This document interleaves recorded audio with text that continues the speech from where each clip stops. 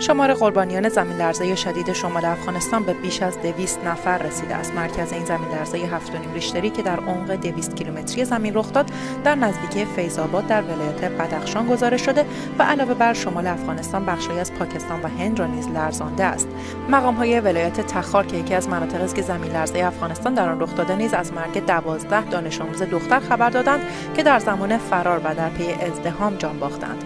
ساکنان شهر کابل پایتخت افغانستان نیز میگویند تاکنون شاهد چنین زمین‌لرزه شدیدی نبودند. رئیس اجرایی دولت افغانستان شدت زلزله روز دوشنبه را طی یک دهه گذشته در این کشور بی‌سابقه عنوان کرده است. مقام‌های ولایت بدخشان در افغانستان نیز میگویند در پی این زمین‌لرزه دست کم 400 خانه مسکونی تخریب شده است.